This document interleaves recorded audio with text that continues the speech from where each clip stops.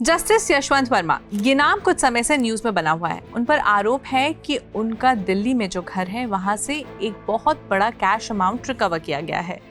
Justice Yashwant Verma का legal career काफी लंबा रहा है। इस दौरान उन्होंने जो 5 बड़े अहम जजमेंट्स पास किए हैं उन पर एक नजर डालते हैं आज की इस वीडियो में। Hello and welcome to Switch. मेरा नाम है सिमरन। सबसे पहले जानते हैं कि क्या है ये पूरा मामला।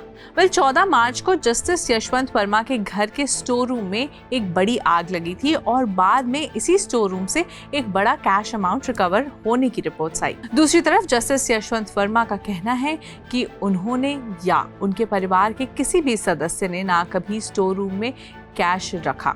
उनका ये भी कहना है कि उनके खिलाफ एक बड़ी कॉन्स्पिरेसी रची जा रही है। सुप्रीम कोर्ट के चीफ जस्टिस संजीव खन्ना ने एक 3 जज इन हाउस कमेटी बनाई है जो इस मामले की जांच करेगी।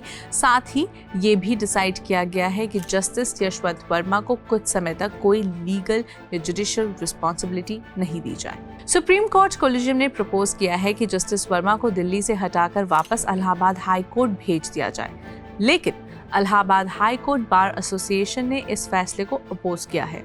इस वक्त उन पर कार्यवाही चल रही है। But let's take a look at some of the important judgments that are being passed by Justice Yashwant Varma. Justice Yashwant Varma पिछले 11 साल से इलाहाबाद और दिल्ली हाई कोर्ट में जज के रूप में काम कर चुके हैं।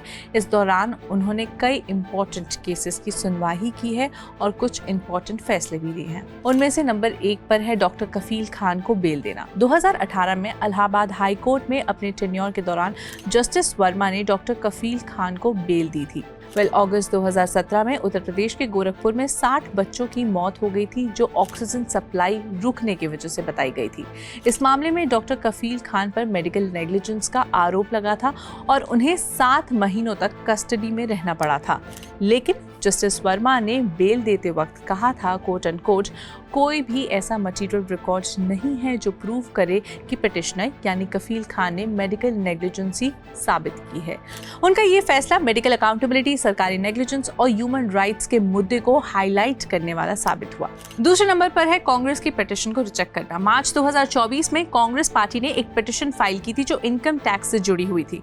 दरअसल 13 फरवरी 2024 को इनकम टैक्स डिपार्टमेंट ने कांग्रेस को एक नोटिस भेजा था जिसमें उनसे 100 करोड़ से ज्यादा का आउटस्टैंडिंग टैक्स रिकवर करने की बात कही गई थी। डिपार्टमेंट ने कांग्रेस पर 210 करोड़ का फाइन भी लगाया था, जिस वजह से कांग्रेस कहते हैं कि उनके बैंक अकाउंट फ्रीज हो गए थे। कांग्रेस लीडर और लॉयर विवेक तनखा ने इनकम टैक्स अपीलेट ट्रिब्यूनल में एक पिटिशन फाइल की थी, लेकिन वो रिजेक्ट हो गई थी। उसके बाद कांग्रेस ने दिल्ली हाई कोर्ट का दरवाजा खटखटाया। इस केस की सुनवाई जस्टिस यशवंत वर्मा और जस्टिस पुरुषेंद्र कुमार कौरव की बेंच ने की। हाई कोर्ट ने कांग्रेस की पिटिशन को रिजेक्ट कर दिया और इनकम टैक्स अपीलेट ट्रिब्यूनल के ऑर्डर को अपहोल्ड किया। जनवरी 2023 में एक सिंगल बेंच में जस्टिस वर्मा ने ये रूलिंग दी कि ईडी सिर्फ मनी लॉन्ड्रिंग से जुड़े केसेस की ही इन्वेस्टिगेशन कर सकता है और पीएमएलए यानी prevention of money laundering act के अलावा किसी और क्राइम की जांच नहीं कर सकता। 24 जनवरी 2023 को दिए गए जजमेंट में जस्टिस वर्मा ने कहा था कोट एंड कोट, अगर किसी केस में पहले से ही एक क्राइम डिसाइड हो चुका है तो उसके इन्वेस्टिगेशन और ट्रायल सिर्फ वही अथॉरिटीज करेंगी जो लॉ के मुताबिक इसके लिए एम्पावर्ड है। इस डिसीजन ने ईडी की पावर्स की बाउंड्री को क्लियर रखा और इन्वेस्टिगेटिव पावर्स के मिसयूज को रोकने की एक कोशिश की।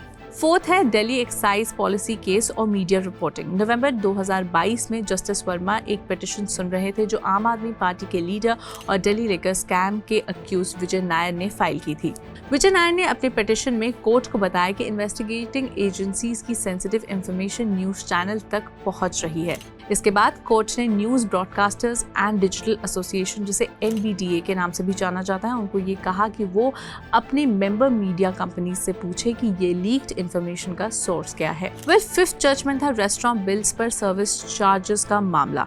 जुलाई 2022 में जस्टिस वर्मा ने सेंट्रल कंज्यूमर प्रोटेक्शन अथॉरिटी यानी सीसीपीए के एक गाइडलाइन पर स्टे लगाया। इस गाइडलाइन में कहा गया था कि रेस्टोरेंट्स और होटल्स अपनी मर्जी से सर्विस चार्ज नहीं जोड़ सकते और किसी और नाम से भी ये चार्ज नहीं ले सकते। National Restaurant Association of India और Federation of Hotel and Restaurant Association of India यानी FHR ने इस डायरेक्शंस को चैलेंज किया था। जस्टिस वर्मा ने कहा था कि अगर सर्विस चार्ज लगाया जाए तो उसका मेंशन मेन्यू में प्रोमिनेंटली दिखा जाना चाहिए। उन्होंने ऑर्डर में लिखा था, पेटिशनर एसोसिएशन के मेंबर्स इंश्योर करें कि प्रपोज सर्विस चार्ज, प्राइस और टैक्सेस के अलावा सेपरेटली कोई और चार्ज कस्टमर्स के ऊपर नहीं लागू होता एंड ये ऑब्लिगेशन क्लियरली और प्रोमिनेंटली मेन्यू में कहीं ना कहीं डिस्प्ले किया जाना चाहिए। लेकिन नवंबर 2023 में जस्टिस प्रतिभा सिंह ने इस ऑर्डर को रिवर्स कर दिया और सर्विस चार्ज का नाम बदलकर स्टाफ कंट्रीब्यूशन कर दिया। ये भी डिसाइड किया गया कि ये कंट्रीब्यूशन टोटल बिल का 10% होना चाहिए, उससे ज़्यादा नहीं हो सकता। जस्टिस यशवंत वर्मा 30 साल से ज़्यादा लीगल प्रोफेशन से जुड़े हैं। इस वक्त उन पर कार्यवाही चल रही है। इस मामले से जुड़ी आगे की सारी अपडेट्स के लिए आप स्विच को ज़रूर फॉलो कर लीजिए।